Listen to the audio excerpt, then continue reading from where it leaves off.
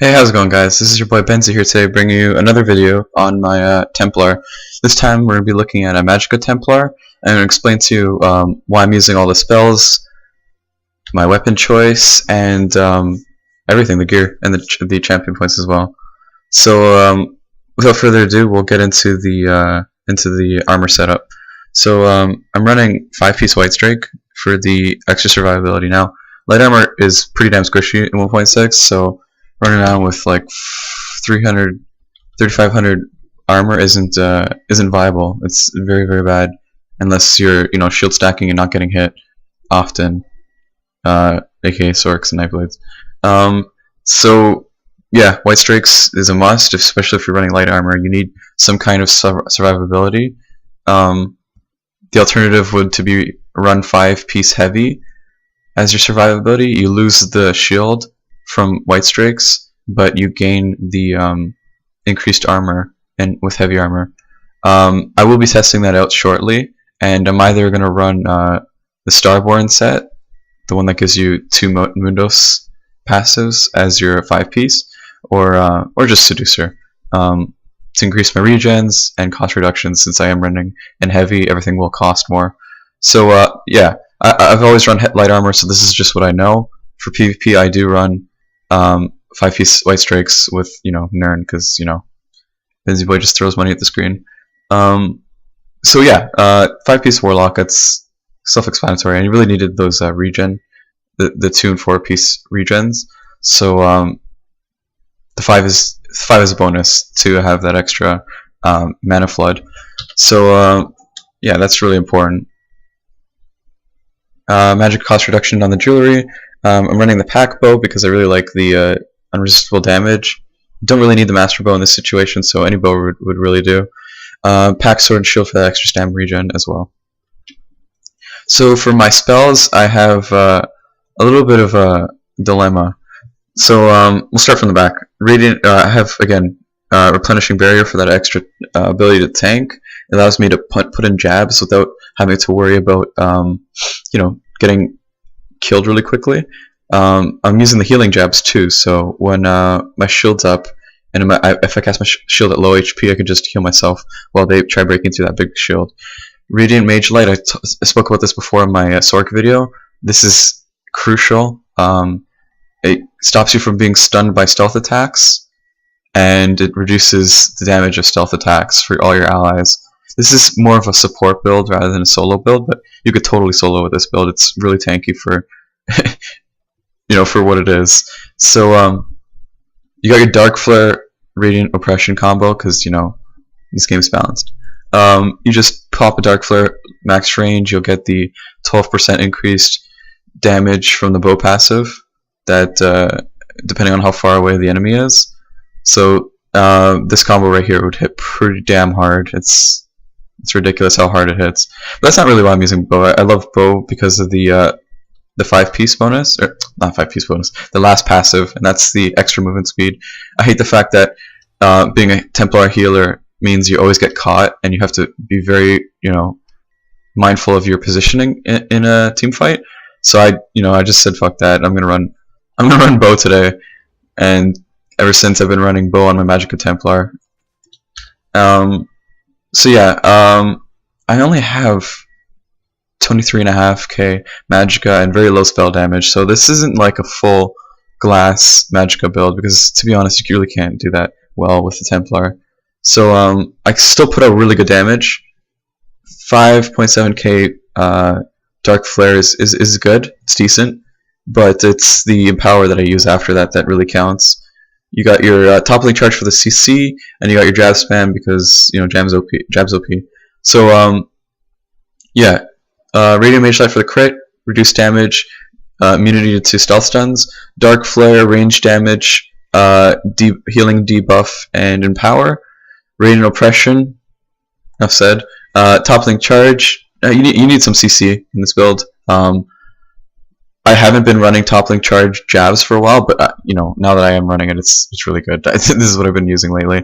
You got your toppling charge, puncturing sweep combo, really good damage and heals, and your second bar is your tank healing spec. You got your minor buffs: Fortitude, Endurance, Intellect, and I actually took off Radiant Aura because I really didn't need the extra stam regen. This is more of a support setup, so I got my Purifying Ritual for the heal over time and increased healing effect on my Repentance and Breath of Life. Repentance heals me for 2.4k health and stamina, which is really strong, and I got my Breath of Life because, you know, everybody needs heals. And Defensive Posture, or Defensive Stance, just for the block increase and the cost reduction. That's really good. So you just basically take less damage while healing. That's all it is. Remembrance, because it's broken as hell right now. Sometimes when you cast it, it doesn't cost any ultimate. I wish I could show you guys because that would have been cool. Sometimes you cast it, costs no ultimate, so you could just, if you get lucky, you just spam Remembrance in a fight, and everybody will be like, you're fucking hacking because your ult's not costing anything. So yeah, heal over time increases your healing effects. This is your healing effect. This is also a really good heal if you kill a lot of people, and it gives you minor buffs, which is nice. And this is basically just using it for the passive. The active costs too much stam, in my opinion, so I'm not too sure about using that. And for Remembrance, I picked this morph because the reduced damage is better than the increased duration, just because it's really easy to build. It's only 114 ultimate, and you know, sometimes you can cast it 10 times in a row. So yeah, my gear is pretty self-explanatory. We got my awkward sword and board bow combo, and we're gonna do my tributes now. Alright, so for tributes, we're gonna keep the 20 into block expertise. I did that right. I'm gonna take this away because you can't get crit if you block. 10 into Element of Defender is necessary. I'm gonna put 10 into Hardy for the reduced Magicka damage. I'm gonna put the rest into Spell Shield. Okay. We are not using stam spells, so we'll just put 10 into this. Magician, reducing the cost of your spells. We're gonna take points out of Tumbling because we're not in our medium armor setup right now, because I really want to put more into Magicka Recovery. I'm lacking Magicka Recovery because I'm using White Strikes. Stamina Recovery is decent. How many points do I have left?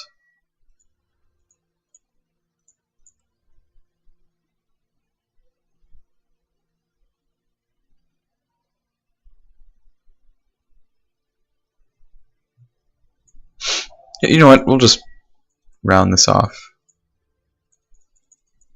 That's good. Okay, and we're not using Ritual anymore because we're a Magicka build. So quickly take these ones out. Okay, this is the dilemma I was talking about in my stamina build. So this is theoretically the Magicka skill tree. You got increased healing that you initiate. Okay, so that's all healing. You got critical damage increase. You got elemental damage increase.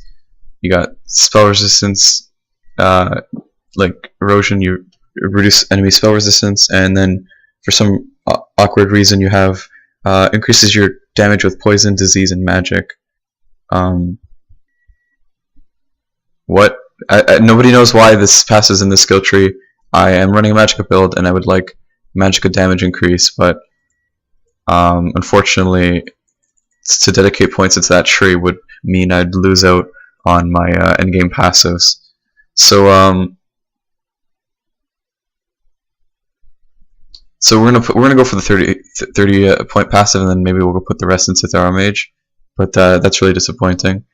I'm not really using a Destro staff with this build. I'm tired of everybody just running Destro Resto. Destro in particular, I hate Destro staff. It's always been really strong, and I just didn't want to run it on my Templar. I wanted it to be different and effective as well. Okay, so we'll put 10 into this just because when we do crit, it'll... That's the thing about Templars. When they crit, they heal a metric shit ton, and that's because their passes help out with that.